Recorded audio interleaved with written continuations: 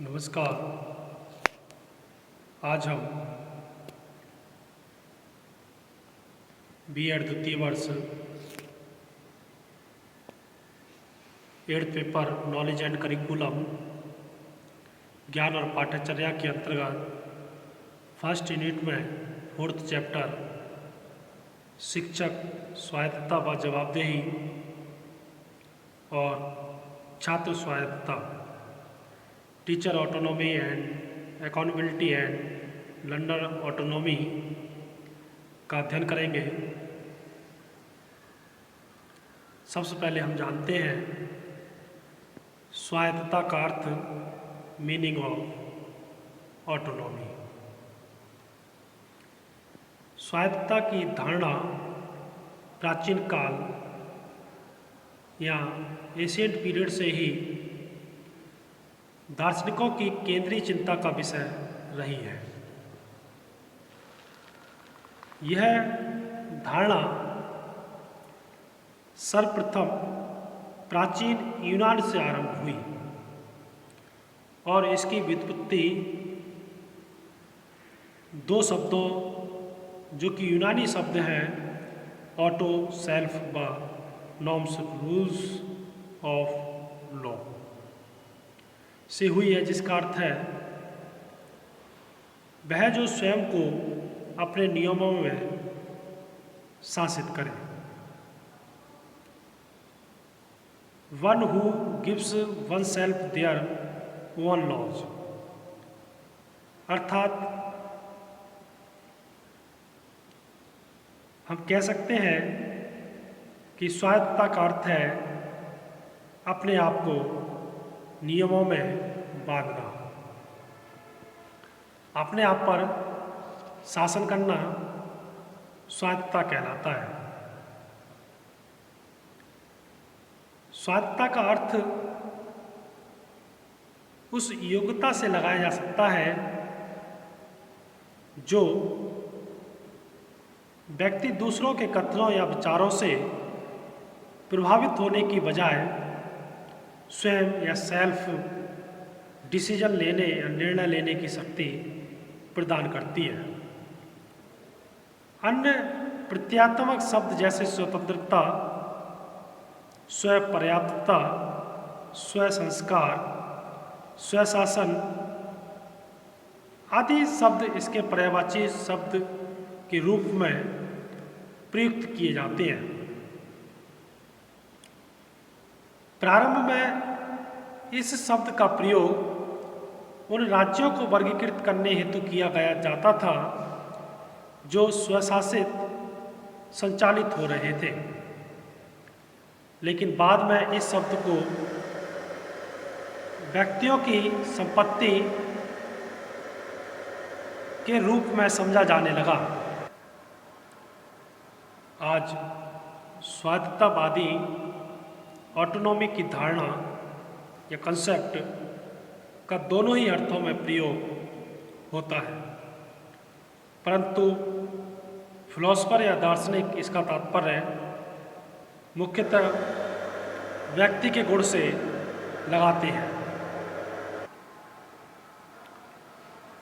स्वायत्तता की धारणा सबसे पहले प्रसिद्ध दार्शनिक इमैनुअल कांट के कार्य से अस्तित्व में आई, जो स्वयं रूसो के लेखन कार्य से प्रभावित थे। यद्यपि रूसो ने स्वायत्तता शब्द का प्रयोग नहीं किया, फिर भी उनकी नैतिक स्वतंत्रता की धारणा obedience to the law one has prescribed to one self की युक्ति के रूप में कांट की स्वायत्तता की समझ को स्पष्ट संकेतित करती है। कांट का स्वायत्तता या ऑटोनॉमी का विचार स्वतंत्र होते ही नकारात्मकता धारणा से परे है, परंतु उनके अनुसार यह नियमों से बनकर कार्य करना है और स्वयं को निर्णय शक्ति का अधिकार देना है। कांट की इस दार्शनिकता के अनुसार एक स्वायत्त व्यक्ति की अधिकारता के साधन या सिद्धांत उसकी अपनी इच्छा के अनुसार होते हैं। इसके साथ ही स्वायत्तता ऑटोनॉमी प्राप्त करने हेतु व्यक्ति को बाह्य परिस्थितियों के प्रभाव से स्वयं को मुक्त करना होता है और अपने नियमों की स्वयं व्याख्या करनी होती है। इसका तात्पर्य है कि एक स्वायत्त व्यक्ति अपनी शक्ति और स्वतंत्रता के प्रति जागरूक होता है और केवल दूसरों के मूल्यों के अनुसार शासित नहीं होता,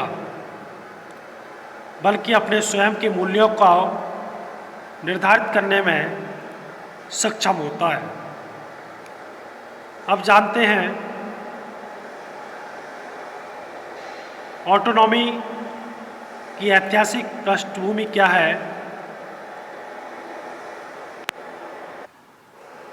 विश्वविद्यालय स्वायत्तता यूनिवर्सिटी ऑटोनॉमी का प्रश्न सबसे पहले 1904 में उजागर हुआ। 1904 के भारतीय विश्वविद्यालय अधिनियम ने यह व्यवस्था की कि सीनेट के बनाए हुए नियमों को सरकार घटा बढ़ा सकती है। यदि सीनेट निश्चित समय तक नियम बनाने में असफल रहती है तो सरकार नियम बना सकती है। इस अधिनियम या एक्ट ने कुलपति और सीनेट के सदस्यों की नियुक्ति का अधिकार सरकार को सौंप दिया। साथ ही कॉलेजों को संबद्धता देने या समाप्त करने का अधिकार भी सरकार को दे दिया। गोखले ने धारा सभा में इस अधिनियम की इन धाराओं की तीव्र आलोचना करते हुए कहा कि इनसे प्रत्यक्ष और अप्रत्यक्ष रूप से विश्वविद्यालयों पर राज्य का नियंत्रण होगा। फेडरल आयोग या कमीशन ने अपनी रिपोर्ट में कहा था कि भारतीय विश्वविद्यालय संसार के सबसे अधिक सरकार शासित विश्वविद्यालय या यूनिवर्सिटी हैं। अतः आयोग ने सुझाव दिया कि विश्वविद्यालय पर शैक्षणिक दायित्व बिना हस्तक्षेप के निभाने के लिए विश्वास किया जाना चाहिए। दूसरे शब्दों में विश्वविद्यालयों को शैक्षणिक स्वतंत्रता प्राप्त होनी चाहिए। अब जानते हैं टीचर ऑटोनॉमी या शिक्षक स्वायत्तता। राष्ट्रीय शिक्षा नीति नेशनल एजुकेशन पॉलिसी के दस्तावेज का भाग 9 शिक्षक और अध्यापक शिक्षा से संबंधित है, टीचर एजुकेशन से संबंधित है। इसमें अध्यापक के महत्व को स्वीकार करते हुए कहा गया कि यदि किसी समाज के अध्यापकों से उसकी सांस्कृतिक सामाजिक दृष्टि का पता चलता है, कोई भी राष्ट्र अपने अध्यापकों के स्तर से ऊपर नहीं उठ सकता। अतः सरकार और समाज को ऐसी परिस्थितियां बनानी चाहिए जिससे अध्यापकों को निर्माण और सृजन की ओर बढ़ने की प्रेरणा मिले। अध्यापकों को इतनी स्वतंत्रता मिलनी चाहिए कि वे शिक्षण और संप्रेषण या कम्युनिकेशन की नवीन और उपयुक्त विधियों का प्रयोग कर सकें और अपने समाज की समस्याओं के समाधान के लिए नए उपाय खोज सकें।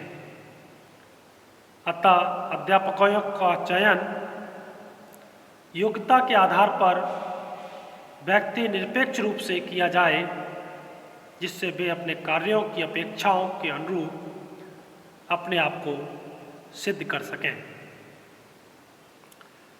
शिक्षकों का वेतन और सेवा शर्तें उनके सामाजिक, सोशल और व्यावसायिक वोकेशनल दायित्वों के अनुरूप हो, जिससे प्रतिभाशाली व्यक्ति शिक्षण व्यवसाय की ओर आकृष्ट हो सकेंगे।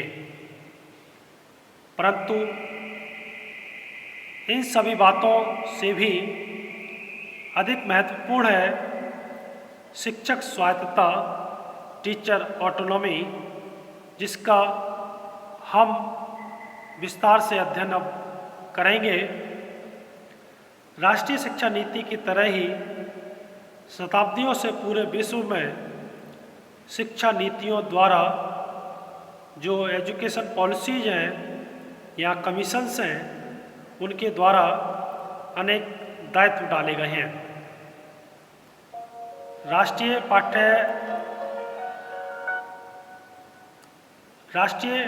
पाठ्यचर्या की रूपरेखा नेशनल करिकुलम फ्रेमवर्क 2005 NCF 2005 द्वारा भी रचनात्मक उपागम पर बल दिया गया